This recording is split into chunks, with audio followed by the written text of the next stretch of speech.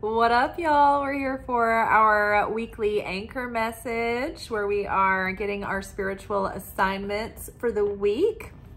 This is like the soul lessons that we will be working with. It's really interesting too because it really piggybacks on last week.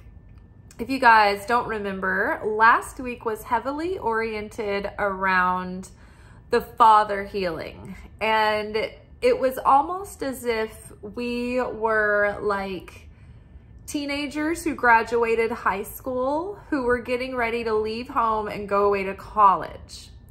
And so getting ready to move on to this next level and officially, for the first real time, move out of our Father's house. So the metaphor here and the reference is first to Abraham, who was the father of the Israelites, the Jewish people, the Jewish religion, the father of all Abrahamic religions, which would cover Islam, Christianity, and Judaism. And Abraham was also the father of astrology. I don't know if you guys know that, but Abraham from the Old Testament, the prophet, created astrology. So next time somebody tries to get up in your face about how astrology is of the devil, just be like, how do you feel about Abraham, father of Isaac? Because he created the astrology and all the astrological signs. And you'll find the key for that in the book of formation. And if they're not, impressed enough with that, you can call it the Sefer Yetzirah. If they're not impressed with you knowing the Hebrew title of that book, then you can just tell them to do one. Kidding. We're peaceful here. We're accepting. Okay, so Father Abraham had to leave his father's house because his father and the people that Abraham came from were still like pagan, and they worshipped the pantheon of nature's elemental gods. And so Abraham left those people, or left that consciousness. That's the code for leaving your father's house. It's leaving the level of consciousness that you know that has basically ceilinged you where you are. It's like the glass ceiling of the way that you were raised. So you're at the limit of that consciousness that you were given. And in order to exceed that, to transcend that, you have to move out of your father's house. So where this parallels is Pluto's transit through Capricorn. Over the last 16 years, since 2008, Pluto has been transiting through Capricorn. Capricorn is the father of the zodiac. So basically, what is 16 years of a life, right? It's a teenager. It's basically like, once you're 2, that's when you come online, you start realize what's happening to you. So then from 2 to 16, or 16 years after 2, that's 18. So 16 years is like having a whole teenage life in the house of the zodiac of the father, right? The father of the zodiac. So next week is when Pluto actually moves out of Capricorn into Aquarius. And so basically it's as if Pluto is the teenager leaving the father's house and going off to college, to university, which is represented by Aquarius. Aquarius is like that innovative, future-thinking humanitarian. Think of the classic enthusiastic college student who goes and gets involved with like activism and public service and believing that like their innovations can change the world and believing that their dreams will make a mark on humanity. Like, this is what you think of when you're like going to college and you're hopeful, right? It's not all just the parties. And so isn't that interesting? And so right now, last week, it was like we were resolving. It was like, before I leave the house, before I leave home, I have to make good with my father. So last week we were really centered on father healing and coming to terms with how your relationship with your father shaped you and how it taught you and how it grew you and how it made you stronger. And we've learned to particularly look at the aspects of our relationship with our father that we would probably perceive as negative, the ones that gave us all the buttons to push and all the triggers and all those installations. Those were actually designed by the Creator on purpose to awaken the parts of our soul that we need to live out and fulfill our purpose in this life. And so when I think about my relationship with my father, it's very distant. It's not very validating, right? It's not very involved. And so in a way, like, I felt very abandoned emotionally by my father. Like, if there was an emergency, he'd be there, but he hasn't been in my life very personally. And recently I've been trying to reach out and work on that, and it's been working. It's like, I didn't expect my father to change. I was going to accept him the way he was, and I was just going to continue to make the effort after having gone full circle around the, he should come to me kind of thing. And it's honestly been great because now we're starting to build a more personal relationship over the past few weeks. So having come to this has been a journey because I had to look back and appreciate the fact that because I didn't have a dad sitting here giving me permission to do this and that and cheering me on and telling me what, how proud he was or what a great, it wasn't like that wasn't that present for me. So I have grown up to be a person who, like, I don't wait around for permission. I don't wait for someone to encourage me in this direction or that. Like, I'm a self-starter. I don't need validation from people. I don't need that masculine authority to direct me. Like, I've learned to kind of fend for myself and take care of myself. And it's like, I still need a masculine figure in my life, but it has given me the kind of grit that would allow me to talk in public to people, like on these public platforms, and not care if people don't approve or not.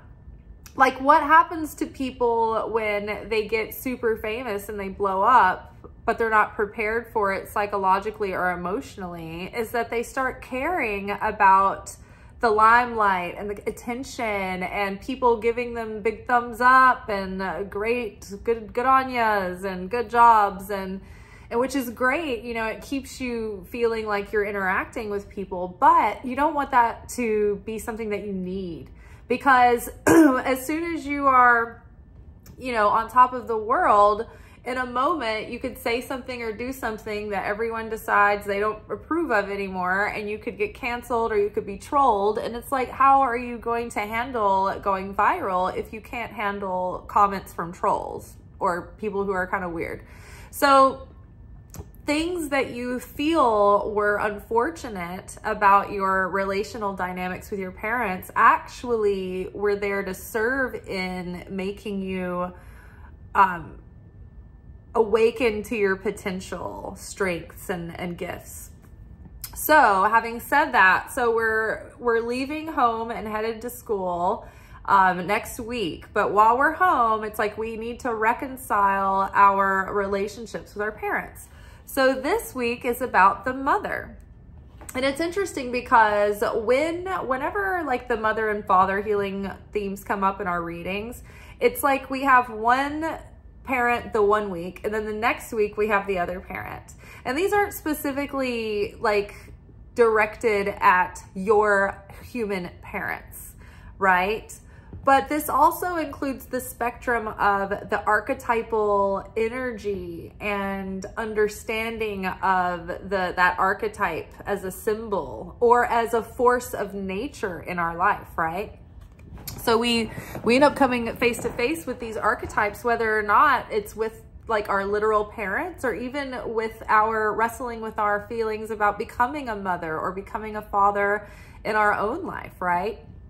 So this week we've moved to mother, and I think it's interesting too that they always come back to back, and it's just interesting because they're inseparable, right? The mother and father are the masculine and feminine joined in union. And your parents, even if they get divorced, from the context of your perspective, those are permanently joined masculine and feminine for you. They are one unit. They are the one unit of your parents that created you. So you are an expression permanently, eternally of that divine feminine, divine masculine union, birthing forth creation. Interesting, interesting, interesting. Okay, so, which leads us into this week. We are going into the mother healing, looking at that mother wound and that relationship to mother and the archetype of mother and the energy of mother. Now, mother figure as an archetype is the bringer of life and death. The mother, the divine feminine, is both light and dark, nurturing and suffocating. So as much as the mother builds her young up and teaches them how to hunt and gather and fend for themselves and protect themselves, and she encourages them to go out and experience and use their talents, at the same time, the mother struggles against her own weaknesses and fears and selfish desires, because the mother wants to keep her babes close, right? She loves her babes. She doesn't want to let them go. She wants to keep them safe.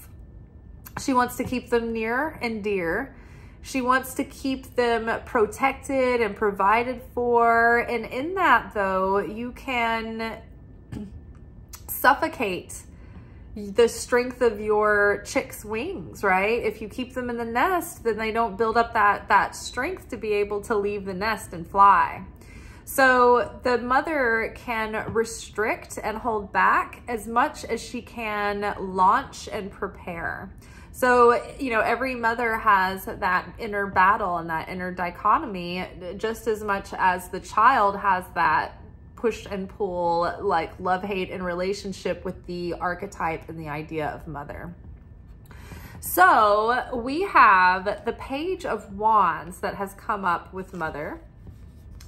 And the Page of Wands, and it's so funny because this lines up exactly with what my Kabbalah teacher was just saying. And I heard him talking about this in a class, like after I wrote this post today. I'm like, oh my God, like we've really clued in on something in the air right now. But so the Page of Wands in this deck is described as being this adventuresome young person who's bright and curious and enthusiastic. And like we were talking about earlier, like that innovative, like young person who believes in humanitarianism, and they have optimism and just the right amount of naivete to go after what they want without a lot of fear and a lot of hang-ups about it, because they don't know all of the looming threats to be worried about yet, right?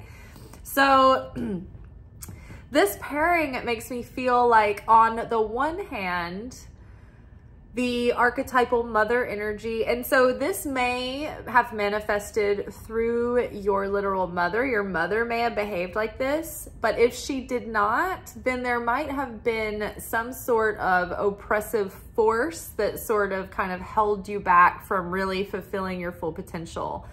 So like here we are, like these kids that are like, I'm gonna go out and make a difference. And then like, it was like the mom or like whatever this like influence was, maybe like sort of like undermined your dreams and your goals. And maybe they were always like, oh, you can't do that, or we don't do that. Or maybe they just like took the wind out of your sail, or maybe life just dealt you these circumstances that didn't lead you to fulfilling those dreams. It's like you put your effort in, you put like your honest, you know, best, and you showed up and you did all the things, you were true to yourself and you were authentic and you like went your own way and like all the things, you did it all right. You did everything you're supposed to do. And yet still it like life did not treat you the way that you expected it to. And so that can be very disillusioning and very, I mean, it humbles us, but sometimes it breaks us down and tears down our confidence. And then it can put a wet blanket on our hope and our faith in life. And it can become really depressing and lead to despair. So it's really important that we choose the right consciousness over how we perceive, you know, our attempts at our dreams so far. Because it wasn't just our mother that was, you know, maybe an influence like this, but that influence of Saturn, right? So trying not to get too deep and confusing, Saturn is associated with Capricorn, which is the father of the universe in the zodiac. But on the tree of life, Saturn is associated with the Sefirat Binah, which is the supernal mother. So it's funny because like Saturn is both the mother and the father figure. Back to that oneness, the duality of the two and the one. So the mother influence, that severity, that restriction that Saturn has cast over us over these last 16 years had to be manifest through vessels and through figures and circumstances in our life. So if your parents were hard on you and, you know, kind of held you back, it was like they were doing it because of that influence of Saturn, right? And it kind of had to be that way. So now we're coming to terms with the fact that we're kind of like, okay, we're having a rebirth and a renaissance of our youthful spunk coming back. And we're learning how to embody that childlike enthusiasm and optimism and naivete, but also like just enough to feel like something's possible. Like it's not all for naught. Like, okay, I've got enough belief that I can go out there and give it my all and feel like there's hope, right? And have faith in what I'm doing. But at the same time, we're reconnecting with that childlike naivete and hope and optimism, but we're also in the full grounded embodiment of all of the experience and discernment and wisdom that we have gained thus far. So with that fighting spirit, we are going out there having cut our claws in some of the most difficult circumstances in history. I mean, think about it. Like some people are like, all they had in their generation to complain about was the Great Depression. And then the next generation had World War II. And it's like, I'm sorry, but our generation, like just in the last couple of years, we've survived cities being on fire, like turbocharged natural disasters, war, let's see, what else? World pandemic, lockdown, insane elections and insurrection. We're always in a recession. I don't think I've ever not been in a recession, on the brink of absolute pandemonium, on the brink of another depression. It's like our whole life has just been one thing after another of like things that usually define a generation. It's just like, oh, here's another thing, you know? So we've been through a lot. So we're gonna shake it off. Okay, all right, we've caught our claws in our teeth. And it's like, it's as if we've been training for marathons or to run in the Olympics, but we've been training in high altitude. And if you've never been in high altitude, what happens is that the oxygen is thinner at high altitude. So you're not getting, your blood's not being fed by all that oxygen. So you get really winded and you get very fatigued and everything feels very heavy and it feels a lot harder at higher altitudes. So so that's why Ethiopian runners always win. They always win these races in the Olympics and things because in Ethiopia, they have like they're at a higher altitude from what I remember. And so they have incredible lung capacity.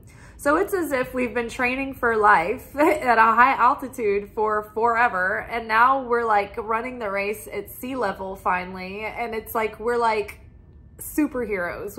Our endurance, our power, our willpower, our persistence, like our speed, like our agility, our muscular intelligence has been honed in to such a degree that like things can be kind of effortless now. And we're almost overqualified, you know, in some ways because we've like, I don't know, it's been so hard and things are about to get a lot lighter. So when Pluto moves into Aquarius, it's going to really lighten up the atmosphere, and there's not going to be as like such an intense pressure and the heat and fires, you know, that have forged us through all of this. It's like, it's going to dissipate. It's not going to be so heavy. So while we're in the final days of that energy, we're looking back, we're really appreciating what that heat and that pressure did for us, because that's what forged us in that fire. Had it been easy, we wouldn't have come out like the X-Men, right, with these superpowers. But because of the difficulty, we have been able to come out stronger and wiser for it and more compassionate. And so now we can really appreciate where we've been and what we've come through now that we're on the other side of it. And we can see how divine timing has been at play, and synchronicities are starting to come into effect that are kind of signaling that we are starting to merge with this higher self and with this higher destiny. And so I feel like in this new timeline, in this new dimension, it's like we can jump timelines really quickly. We can shift our destiny very quickly.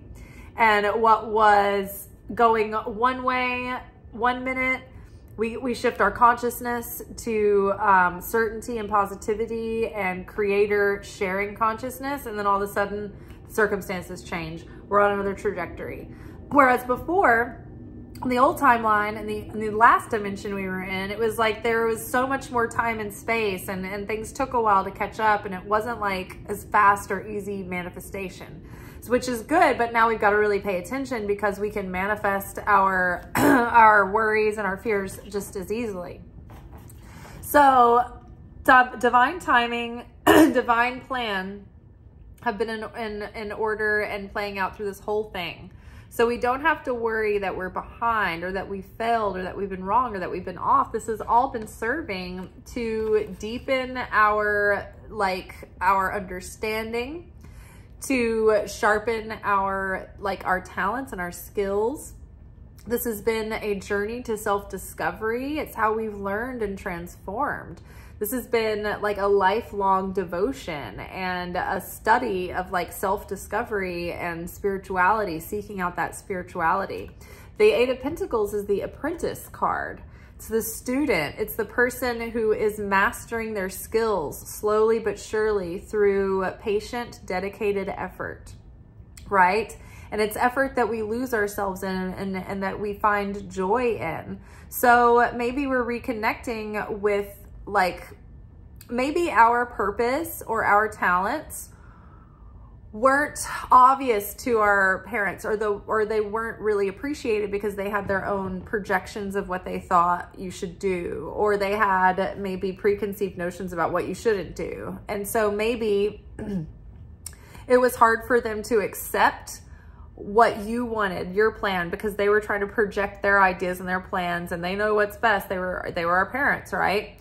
But now so many people find themselves in a moment where they're like, oh, I did what my parents wanted me to do, but now I'm so far away from my authentic self and what I really wanted and where my soul really needed to go and what my soul purpose was, that I need to correct for lost time, right? So in a way, there's a point in our spirituality where we have to be able to rebel against our parents if that's what's needed. If they're trying to hold us back from, following our beliefs in our God and our relationship with God, then we have to do what we have to do, whether they understand it or not. And Jesus himself went through this, and his disciples. Jesus' mother Mary and his father Joseph, they understood the mission. They were in on the secret, so they were supportive. But Jesus's siblings were not into it. They were estranged. You never even hear about them. The disciples, their parents, they had to rebel against their parents and leave home and do all kinds of things that were very upsetting to the norm. And they were not keen on Jesus. Jesus was just some newcomer who was spouting off that he was the Messiah, spouting heresies and getting people to corrupting the youth and getting them to join in. And it wasn't everybody wasn't totally on board with him being the chosen one, right? So People had to be willing, even to follow Christ, to be a disciple of Christ. They had to be willing to rebel against what their parents told them their whole life, right? To be a good Jewish, you know, girl or boy, and to be dutiful to their tradition and their people, right? And it was very difficult to upset the apple cart, right? But they had to follow their destiny. And so we now see that everything was ordained the way it was to teach us what we needed to learn and to make us into the people that we needed to be able to carry out our mission on behalf of the Creator. So it all served our highest good. And the way that we ensure it serves our highest good is to not let those lessons go to waste, right? To look back in appreciation and gratitude and humility and forgiveness and compassion for everyone involved, including yourself, and appreciate, okay, I can see what I've been through has created this person that stands here now that's capable of going forward and like really living in the fulfillment of our purpose, our mission in life on a level that we'd never have before. So we're ready to share our gifts with the world. We've got the mentor card here. So it's all been leading up to like everything that we've learned thus far in our experience. We can share that with others, right? And maybe some of you and some of us in this collective are called to be there for others in some way, and in some way that we can steward someone through our experience, right? Maybe it's not even spiritual. Maybe you have like certain skills that you're, you know, good at and that you've mastered that other people want to learn too. Like you might be, you know, talented at music or dance or the arts or writing, or maybe you've been able to get something published and so you can teach people that process, or, you know, maybe you mentor people in like how they're going to be successful in real estate. Whatever it is, whatever your expertise is, you have built an ability that you can share with others, and you can use all the things that you've learned to help mentor other people. For me specifically, I am here to mentor life, the collective, whoever shows up and feels that they are connected to this channel and they're supposed to be here. I feel like this is what I'm supposed to do. This is my calling. So it's like, as a spiritual seeker, I feel like I'm like your trail guide, kind of like a mentor, but kind of like someone who's like, okay, I know the path, I know the river, I've been here before, like, come on with me and I'll show you the way. And here we go. So here we have the Chariot. And so through our dedicated effort and focus, like nothing has thrown us off, no matter how much opposing force the opponent has sent our way. Everything that life has thrown at us, everything that Saturn has thrown at us to try to stop us from our mission, we have stayed focused and we have been determined. We have been like, come hell or high water, I will manifest this or I will die trying. But I am not going to give up, and I am not going to quit, and I am not going to sit here and wait for results. I'm just going to keep doing. I'm just going to keep trucking along, step by step, step by step. I have literally just gotten to my 1,000 subscribers, and I am in January. January marks 3 years on this channel of making a video every day. I have over 1,000 videos at this point. So I've literally built this channel one fucking step at a time. One video, not even one whole subscriber per video. Okay, y'all, every day for 3 years without results, according to like society, like seemingly no results. Keep going. I keep going because it doesn't matter if it's just a cluster of people that find these videos. I want there to be more. I want them to get out to millions of people and help millions of people, because this isn't just about tarot on this channel. We're not just trying to figure out who's fucking who and who's lying about what. Like a lot of channels are out there and you can go watch those to get that information. But we are talking about the awakening of our soul, right? And tapping into spiritual technologies that help us navigate the world, but also help us awaken our gifts and our intuition and our relationship with God and our perception of Jesus. Like, I would like to, you know, people are always deconstructing things, right? Well, how about we start reforming? How about we start reconstructing? And that's what we're doing here, right? We don't need to go to church, to a building to make this count for something. We can just show up here. You know, you can go to church. I'm not saying you shouldn't, but you know, it doesn't have to look like what we've always assumed that it needed to look like when we, you know, bring our purpose into the world. So through our slow, steady, step-by-step pace, keep going, you know, slow and steady wins the race. It takes discipline and focus and determination. It takes balance and focus and self-control to be able to keep a chariot balanced. You've got two horses that you have to drive both of them at the same time. And so this is like being able to balance those dualistic parts of ourselves, the inner with the outer, the spiritual and the material, our feminine and masculine energies, to be able to be silent, be still, listen, feel for that intuitive guidance, and then act on it, and then take the action and then share. It's a dance, it's a back and forth, but it is a balance, and it's both are very vital, right? So everything has been leading us up to this point, but the chariot is about forward movement, sudden progress, sudden momentum, maybe victory or like acclaim in your particular area of expertise, right? This could be recognition or starting to make more money in something, or starting to pick up like momentum and success in some way. Maybe even attention or credit for what you're doing. And it could be that you are like that now it's time to be a mentor to people, and it's really taking off, right?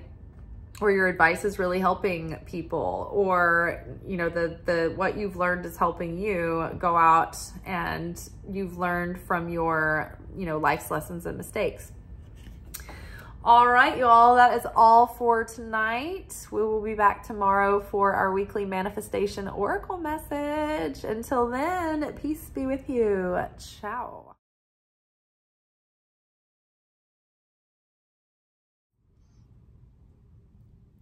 Thank you for watching. If you enjoyed this video and you got something out of it, then please give it a like. Subscribe to the channel, turn on notifications to be notified of when I drop content. Like the videos, comment, share them. Anything that you do helps these messages get out to other people who need them. So you watching a video and taking an action on it actually makes a positive difference in someone else's life.